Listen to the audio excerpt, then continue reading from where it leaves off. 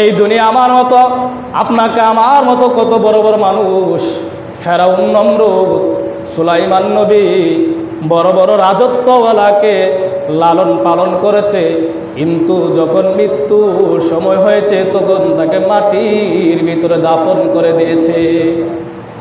শেখ সাদি রহমাতুল্লাহ আলাইহি বলেন, চু আহেঙ্গে রফতন কুনুদ জানে পাক চেবর তখতে মুরদান চেবর ওয়ায়ে খাক।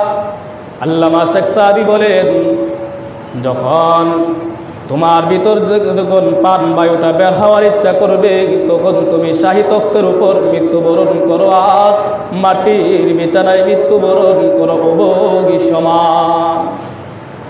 তুমি রাজা হও না কেন আর বাদশাহ হও না কেন, তুমি দুনিয়ার বালাখানার মধ্যে তুমি মৃত্যুবরণ করো না, আর মাটির বিছানায় মৃত্যুবরণ করো না কেন, উভয় সমান।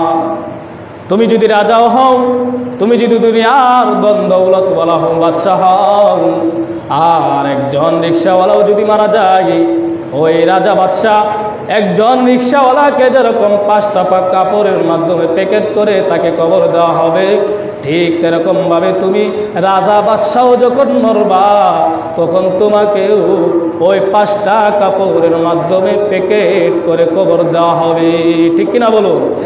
নাকি আমি রাজা বাদশাহ হওয়ার কারণে কি আমাকে একটা কাপড় বেশি দিবে কিনা বলেন? আমাকে একটা কাপড় বেশি দিবে না।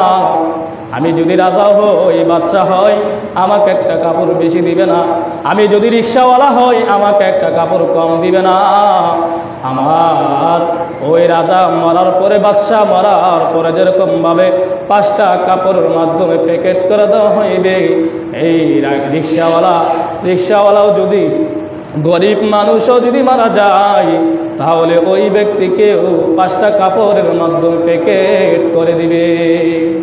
মেরে মোহতারাম ভাই, আল্লামা শেখ সাদির এই কবিতা দিয়ে আমরা বুঝতে পারলাম যে আমি যত বড় ক্ষমতাবান দৌলতওয়ালা হই না কেন, যতই সম্মানী ব্যক্তি হই না কেন, যখন আপনার আমার ভিতর থেকে যখন প্রাণবায়ুটা বের হওয়ার ইচ্ছা করবে, যখন আমি যখন লাশ হয়ে যাব, তখন যদি ওই বালাখানায় যদি আমার মৃত্যু হয়, ওই বালাখানা থেকে আমাকে মাটির নিচে চাটাইয়ের মধ্যে আমাকে শোয়া দিবে।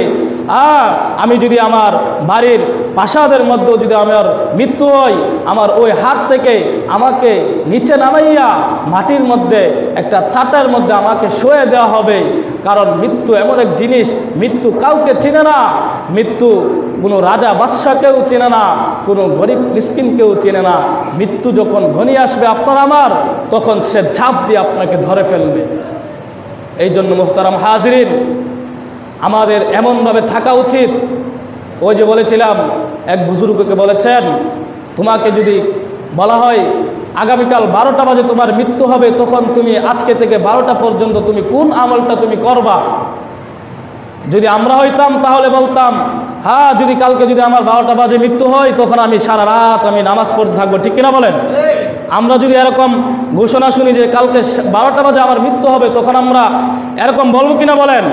আমরা বলবো আমি সারা রাত নামাজ পড়বো, 12টা পর্যন্ত আল্লাহর ইবাদত করব। কিন্তু বুজুর্গ বলেন, আমি গতকাল 12টা থেকে আজকে 12টা পর্যন্ত আমি যেই কাজ করেছি, যে আমল করেছি, আমি আজকে থেকে কালকে 12টা পর্যন্ত আমি ওই আমলটাই করবো। কন্যা সুবহানাল্লাহ। তাহলে কি বুঝলেন আপনারা? ওই বুজুর্গ বুঝাইতে চেয়েছেন যে আমার জীবদ্দশায় আমি এমন কোনো গুনাহ ভিতরে ঢুকাই নাই যে আমার যখন মৃত্যু হয়ে যাবে তখন আমি চিন্তিত হয়ে থাকবো। বলেন না আল্লাহু আকবার। তার আমল কতটুকু গ্রহণযোগ্য এবং তার ভিতরে কতটুকু আত্মবিশ্বাস ছিল। সে বলতেছে, আমাকে যদি বলা হয় কালকে 12টা বাজে আমার মৃত্যু, আমি গতকাল যে আমলটাই করেছি আমি কালকে পর্যন্ত সেই আমলটাই করব। এই জন্য মেরে মুহতারাম ভাই, মৃত্যু আমাকে আপনাকে যে কোনো সময় ধরে ফেলবে। আমার মনে করতে হবে আমি সামনের 1 মিনিট সময় পেয়েছি, এই সময়টাকে আমার বোনাস মনে করতে হবে। ঠিক কিনা বলুন? এই জন্য আমরা সদা সর্বদা মৃত্যুর কথা স্মরণ করব। আল্লাহর রাসূল বলেন, সবচেয়ে বুদ্ধিমান ওই ব্যক্তি যে সর্বদা মৃত্যুর কথা স্মরণ করে। এই জন্য আল্লাহ তাআলা যেন আমাদেরকে সদা সর্বদা মৃত্যুর কথা আমাদের ভিতরে ঢোকার তৌফিক দেন। আমরা যেন সদা সর্বদা মৃত্যুর কথা স্মরণ করতে পারি, আল্লাহ তাআলাকে ভয় করতে পারি। আল্লাহ তাআলা বলেন, ইন্নাল্লাযীনা ক্বালু রাব্বুনাল্লাহু সুম্মা ইসতাকামু তাতানাজ্জালু আলাইহিমুল মালাইকাতু আল্লা তাখাফু। যখন কোনো